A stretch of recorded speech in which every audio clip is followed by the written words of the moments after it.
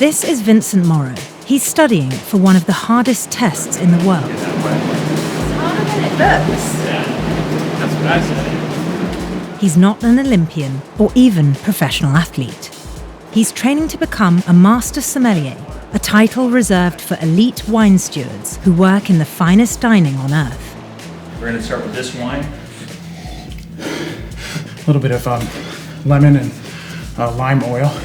In an unconventional attempt to train more competitively, Vincent's developed a workout and wine tasting routine. Like flower stem, earth. The levels of sommeliers vary from certified and advanced to the most prestigious, the master.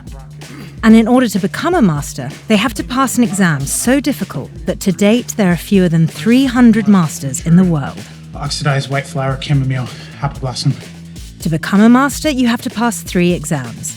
A theory portion covering history, a section where you perfectly execute wine service, and then the hardest, the blind tasting, where you have to describe and identify the origin, grape, year, and quality of 6 wines just by tasting them. Final conclusion, we go to Austria, to the Wachau, and say this is a Gruner Veltliner, Smaragd quality level, 2016. On average, about 10 to 12% who take the test actually pass each year. But last year's results were unprecedented. A record 24 sommeliers And passed. the culmination of what is the most successful Master Sommelier exam we have ever done. Congratulations. But after allegations emerged that someone leaked information about the exam in an email, the 23 testers who took the blind tasting had their title revoked. So now Vincent and everyone else is retaking the test. This scandal has rocked the wine world. At SomCon, a leading expo for wine pros, everyone knew about it. One person on the panel leaked all the information from the exam. The exam board has not named who cheated or who leaked the results and declined an interview, but did say in a statement that the examination was compromised by the release of detailed information concerning wines in the tasting flight. The community reaction to the invalidated exam has been all over the place. I don't know and frankly don't want to know who's responsible on any level at either end. My heart broke years upon years, and to get to this point, just to have it taken away over a rumor.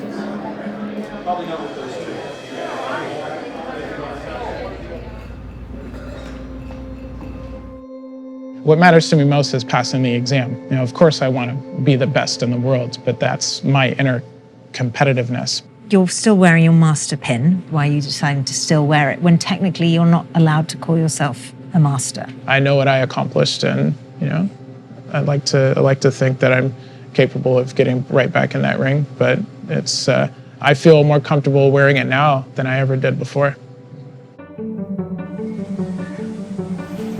Vincent lives and trains with 3 other sommeliers. Hi, How are you? Thanks for having me. Absolutely. I brought, oh my God. Lots of wine Wow. in this apartment. I mean, I have so many questions. Like, when you bring girls here. Have at it. Wait, usually there's a little bit of a disclaimer first. Yeah. Like, I live with 3 other sommeliers. 2 of his housemates are also retaking the test.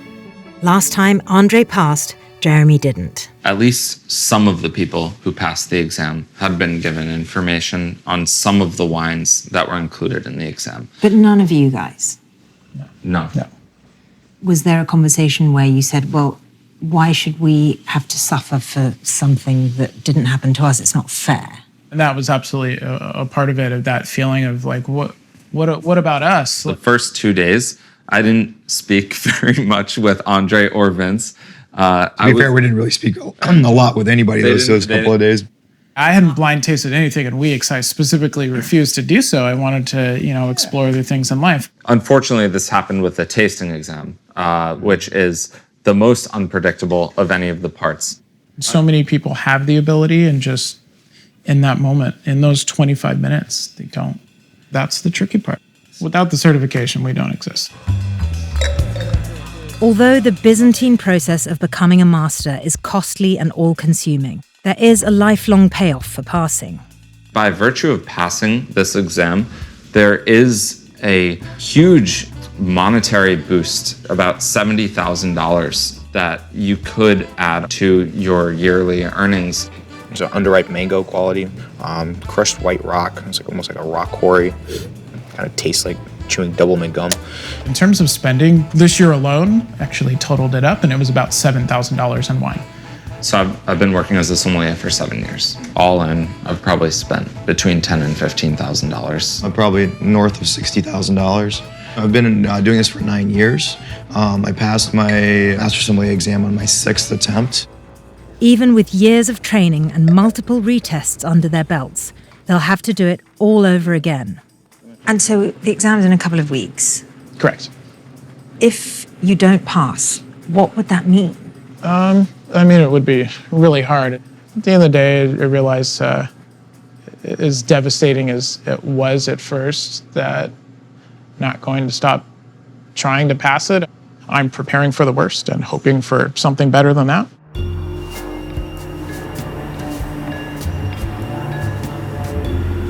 Three weeks later, we met up with the housemates in St. Louis after they retook the tasting exam. I don't know, how'd you guys do? I don't think anyone who took this test today that I've talked to feels as confident as they did the last time. September, I felt like, okay, I got 3 wines for sure. I think I got 4. And this year, I feel like I got 3 wines for sure, and potentially 4, potentially 5. I just need one of those other 3 to be right. I don't feel as good as I did last time I walked out of the room, but I don't feel like really shitty. So I'm pretty confident. I know I got 3 wines right. I'm going to be okay. The next morning, the results came in. I passed. At least one of us is going home with their pin back on them. I didn't pass, and none of us heard from Vince yet, so that's typically a bad sign.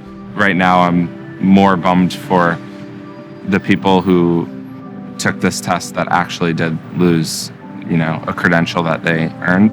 It turns out Vincent didn't pass the retake and didn't meet us for an interview.